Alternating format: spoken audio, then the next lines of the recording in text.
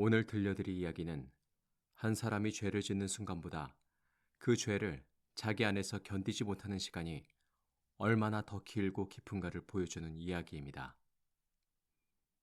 가난과 오만, 두려움과 자기 합리화, 그리고 끝내 피할 수 없는 양심. 도스토옙스키의 죄와 벌입니다. 이 이야기는 화려하지 않습니다. 오히려 눅눅하고 어둡고 숨이 막힐 듯 답답합니다. 하지만 바로 그렇기 때문에 인간의 마음속 가장 깊은 곳까지 들어갑니다. 무대는 상트페테르부르크. 가난한 사람, 눅눅한 골목, 숨이 잘 쉬어지지 않을 만큼 무거운 공기, 그리고 자기 생각 속에 갇혀버린 한 청년이 있습니다. 그의 이름은 로지온 로마노비치 라스콜니코프. 한때는 법학도였지만 지금의 그는 학교도 미래도 희망도 제대로 붙잡지 못한 채 허름한 다락방 같은 방에서 살아갑니다. 그의 방은 너무 좁아서 사람이 몸을 누이기에도 불편하고 햇빛도 제대로 들지 않습니다. 마치 그 방 자체가 라스콜리코프의 정신을 닮은 것 같습니다. 젊고 똑똑하지만 가난과 고립 속에서 그는 점점 세상과 멀어집니다. 사람들과 부딪히기보다 혼자 생각하는 시간이 많아지고 그 생각은 어느새 현실보다 더 강한 힘을 갖게 됩니다.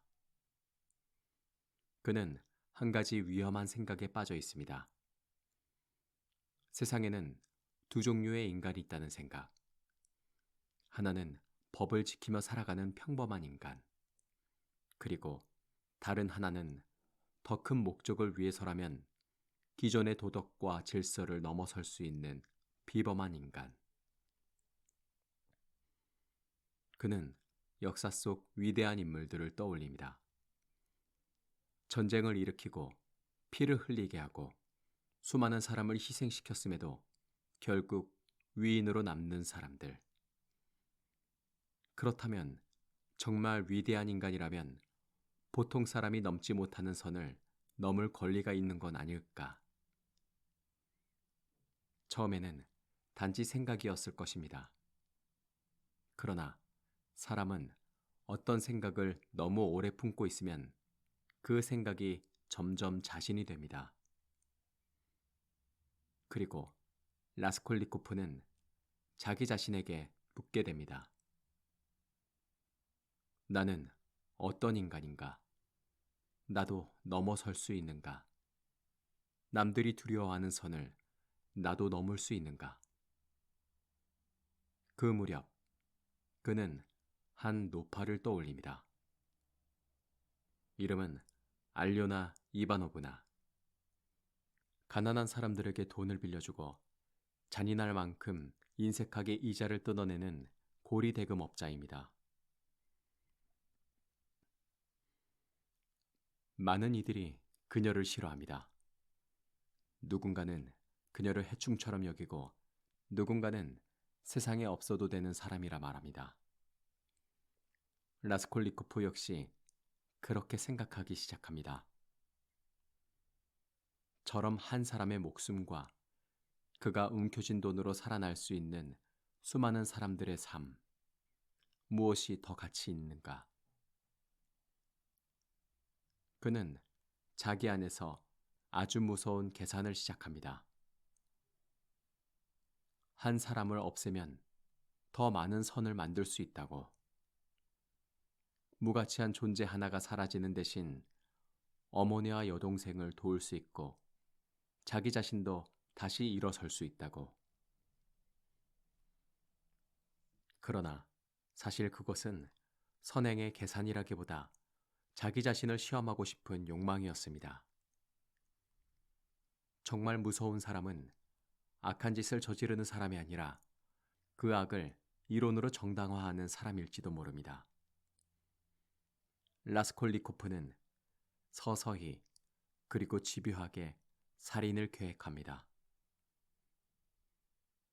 어느 날 노파가 혼자 있는 시간을 노려 그는 그녀의 집으로 갑니다.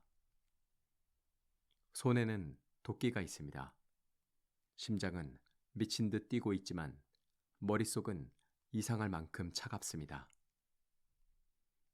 문이 열리고 짧은 대화가 오가고 그리고 마침내 그는 노파를 죽입니다. 그 순간 그의 이론은 현실이 됩니다. 하지만 현실은 생각보다 훨씬 더 끔찍합니다. 피는 이론처럼 흐르지 않습니다. 죽음은 논리처럼 정리되지 않습니다. 살인은 사상 실험이 아니라 되돌릴 수 없는 실제의 파괴입니다. 그리고 더 끔찍한 일이 벌어집니다. 노파의 이복 여동생 리자베타가 예고 없이 방 안으로 들어옵니다. 그녀는 선하고 순한 사람입니다. 누구에게도 해를 끼칠 것 같지 않은 사람. 라스콜리코프는 당황합니다. 계획에 없던 일입니다. 하지만 이미 너무 늦었습니다. 그는 라자베타까지 죽입니다. 이 순간 모든 것이 무너집니다. 처음에는 나름의 목적과 논리를 가진 범행이었던 것이 순식간에 비겁하고 혼란스러운 이중살인으로 바뀌어 버립니다. 그는 물건과 돈을 챙겨 달아나지만 그 손에 쥔 것은 부가 아니라 붕괴의 시작이었습니다.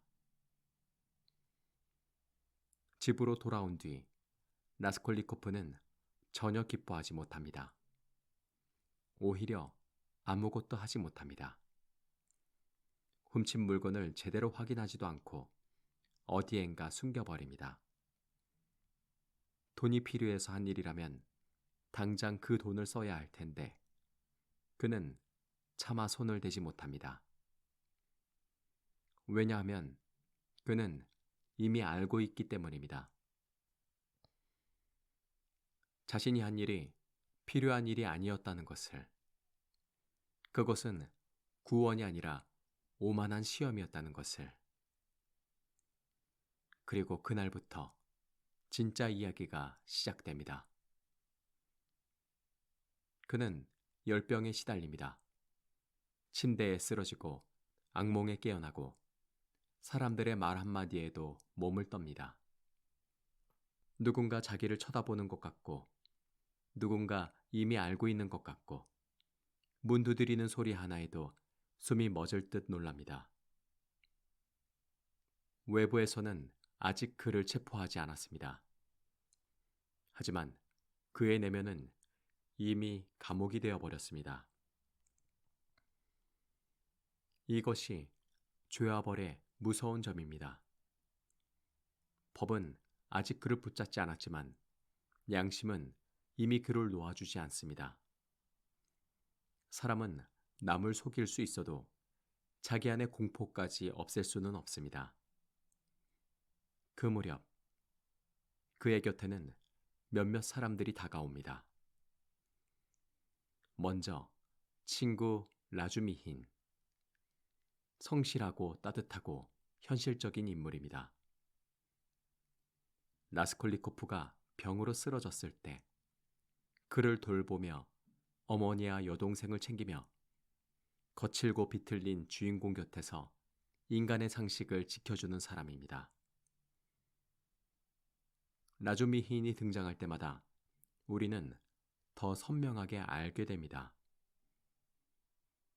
라스콜리코프가 본래부터 괴물이라서가 아니라 스스로를 고립시키고 생각 속으로 너무 깊이 들어가 점점 부서져 가고 있다는 사실을. 그리고 또 한 사람. 이 작품에서 가장 조용하지만 가장 강한 빛을 가진 인물.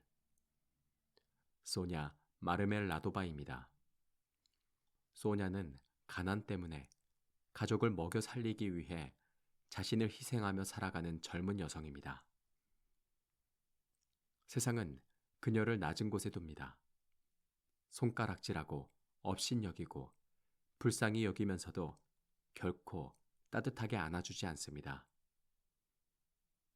그런데 이상하게도 가장 낮은 자리에 있는 이 사람이 가장 깊은 연민과 가장 흔들리지 않는 마음을 가지고 있습니다. 라스콜리코프는 소냐에게 끌립니다. 아마 처음에는 설명할 수 없는 감정이었을 것입니다. 왜 하필 그녀인지, 왜 그녀 앞에서는 자기 안의 어둠이 더 크게 보이는지 그 자신도 몰랐을 것입니다. 하지만 소냐는 그가 도망칠 수 없는 거울이 됩니다. 자기 사상으로 사람을 판단하던 라스콜리코프 앞에 이론으로는 설명할 수 없는 순수한 고통과 사랑의 인간이 나타난 것입니다. 한편 라스콜리코프의 가족도 그의 삶을 흠듭니다. 어머니는 아들을 사랑하지만 그를 제대로 이해하지 못합니다. 여동생 두냐는 가족을 위해 자기 희생을 감수하는 인물입니다. 그녀는 형편을 벗어나기 위해 부유하지만 속물적인 남자 루진과 결혼을 고려합니다. 라스콜리코프는 그 사실에 분노합니다. 여동생의 희생이 자기 때문인 것 같기 때문입니다. 자기를 돕기 위해 사랑 없는 결혼까지 감수하려 한다는 생각은 그의 자존심을 찢어놓습니다. 하지만 정작 그는 가족을 위해 무엇을 했는가? 그는 자신이 가족을 구하려 한다고 말했지만 실제로는 더 큰 재앙을 불러들였습니다. 사람은 종종 고귀한 명분 뒤에 가장 이기적인 욕망을 숨깁니다. 그리고 이 이야기에는 또 하나의 어둠이 등장합니다. 스비드 리가일로프. 두냐를 노리고 타인의 삶을 장난처럼 뒤흔드는 남자. 그는 노골적인 악인처럼 보이기도 하지만 어쩌면 라스콜리코프의 또 다른 그림자입니다. 양심을 잃고도 살아가는 인간. 욕망과 냉소만 남은 인간. 마지막까지 자기 자신과 화해하지 못한 인간. 라스콜리코프에게 스비들리가일로프는 미래의 불길한 가능성처럼 보입니다. 끝까지 회개하지 않는다면 자신도 저런 존재가 될 수 있다는 예감. 그러는 사이 수사도 조용히 진행됩니다. 사건을 맡은 인물은 예심 판사 포르피리 페트로비치. 그는 거칠게 몰아붙이는 사람이 아닙니다. 오히려 웃으며 말하고 여유 있게 대화를 나누고 상대가 스스로 흔들리도록 기다리는 사람입니다. 포르피리는 라스콜리코프가 예전에 쓴 글을 알고 있습니다.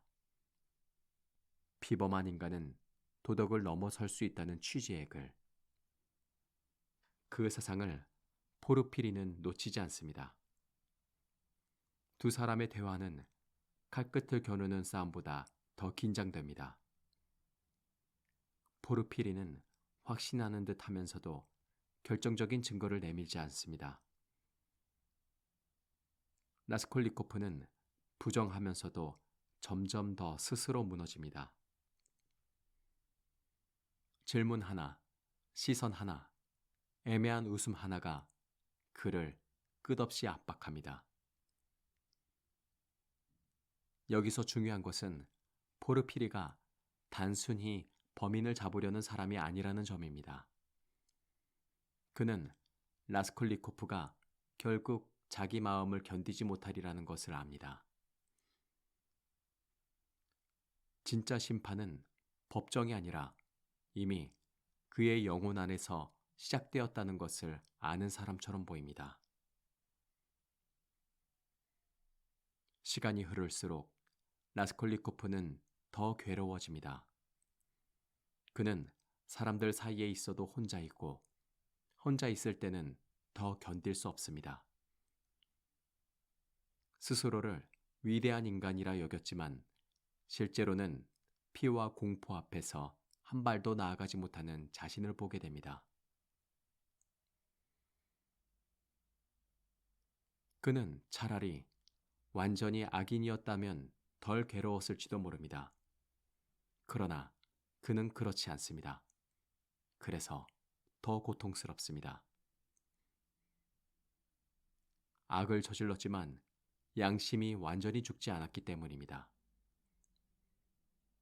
결국 그는 소냐에게 다가갑니다. 그리고 마침내 자신이 살인을 저질렀다고 고백합니다. 이 순간은 이 작품 전체에서 가장 조용하고도 무거운 장면 중 하나입니다. 그는 자백하면서도 완전히 무너지지 못합니다. 여전히 어딘가에서는 자기 행동을 정당화하려 하고 자기가 왜 이토록 괴로운지조차 명확히 말하지 못합니다. 나는 정말 죄를 뉘우치는가? 아니면 단지 실패했기 때문에 괴로운가? 나는 사람을 죽였기 때문에 무너지는가? 아니면 내가 비범한 인간이 아님이 드러났기 때문에 견딜 수 없는가? 이 질문은 라스콜리코프를 끝까지 따라다닙니다. 소냐는 그를 정죄하지 않습니다. 울고 괴로워하고 그의 무게를 함께 떠안습니다. 그리고 말합니다. 가서 인정하라고. 땅에 입을 맞추고 당신이 죄인이라고 말하라고. 고통을 피하지 말고 통과하라고. 그녀는 그에게 십자가를 건넵니다. 그것은 단순한 종교적 상징이 아니라 자기 죄를 지고 가라는 말처럼 들립니다. 하지만 라스콜리코프는 곧바로 자수하지 못합니다. 그는 마지막까지 흔들립니다. 도망칠 수 있었고 끝까지 버틸 수도 있었습니다. 그 무렵 스비드리가일로프는 더욱 불길하게 움직입니다. 그는 두냐를 다시 자기 곁에 두려하고 사람들을 조종하듯 다룹니다. 그러나 두냐는 끝내 굴복하지 않습니다. 그녀는 무섭지만 꺾이지 않습니다. 결국 스비들리가일로프는 자기 안의 공허를 견디지 못합니다. 그는 끝없는 허무 속으로 걸어 들어가듯 스스로 삶을 끝냅니다. 그 죽음은 라스콜리코프에게 하나의 경고처럼 보입니다. 죄를 짓는 것만이 파멸이 아닙니다. 자기 영혼과 끝내 화해하지 못하는 것, 그건 역시 파멸입니다. 이제 더는 피할 수 없습니다.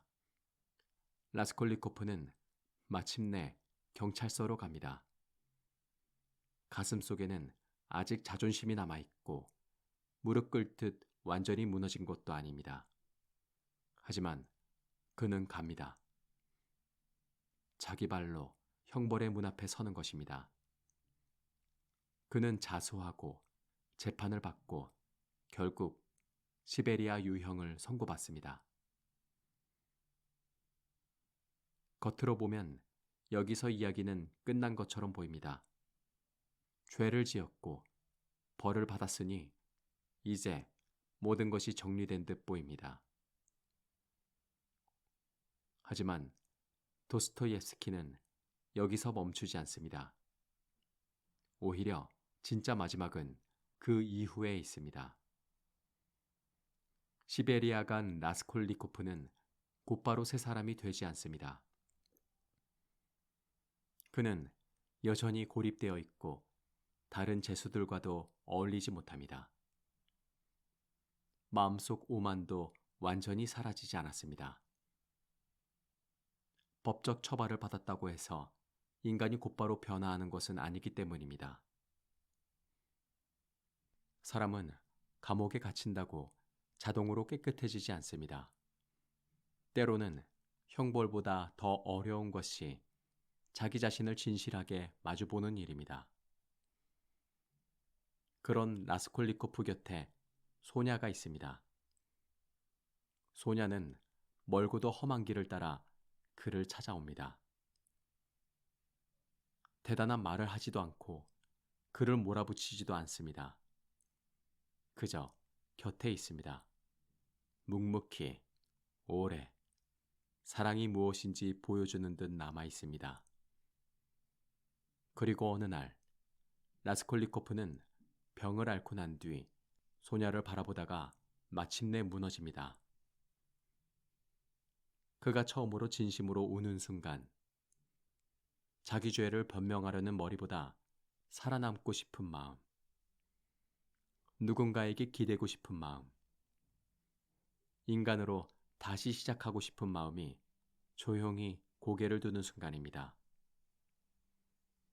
그는 소냐 앞에 엎드리듯 다가가고 소냐는 그를 붙잡습니다. 그 장면은 요란한 구원의 선언이 아닙니다.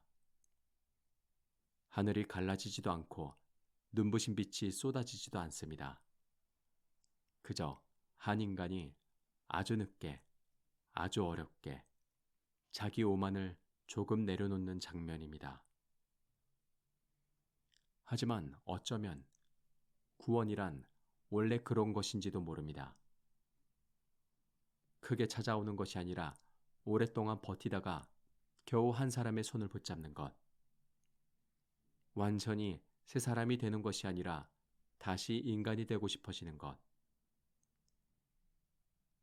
도스토옙스키는 라스콜리코프의 그 이후를 길게 쓰지 않습니다. 대신 아주 조용하게 암시합니다.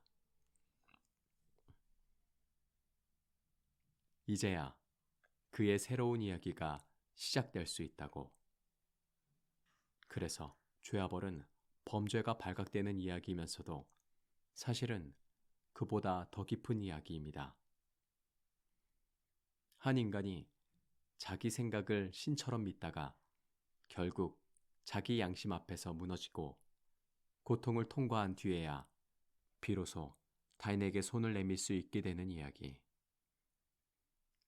법이 내린 벌보다 더 견디기 어려운 것은 자기 자신에게서 도망칠 수 없다는 사실이고, 그럼에도 끝내 살아가게 하는 힘은 누군가의 인내와 사랑일지도 모른다는 이야기. 라스콜리코프는 노파를 죽였고 리자베타까지 죽였고 자기 삶과 가족의 마음까지 깊이 상처 입혔습니다. 그는 결코 무죄가 아닙니다. 하지만 도스토옙스키는 묻습니다. 그렇다면 인간은 한 번의 죄로 영원히 끝나는 존재인가? 아니면 가장 밑바닥까지 떨어진 뒤에도 다시 시작할 수 있는가? 죄와벌은 그 질문에 쉽게 답하지 않습니다. 대신 한 사람의 긴 고통을 보여줍니다. 그리고 말합니다. 구원은 값싸지 않다고.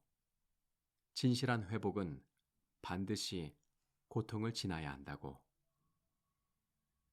어쩌면 이 소설이 지금까지 오래 남는 이유는 우리 모두가 조금씩 라스콜리코프이기 때문인지도 모릅니다. 우리는 누구나 자기 생각이 옳다고 믿고 자기 잘못을 합리화하고, 우리는 누구나 자기 생각이 옳다고 믿고 자기 잘못을 합리화하고 스스로를 특별한 존재처럼 여기고 싶어 합니다. 그리고 어떤 밤에는 남이 아니라 자기 자신에게조차 솔직하지 못합니다.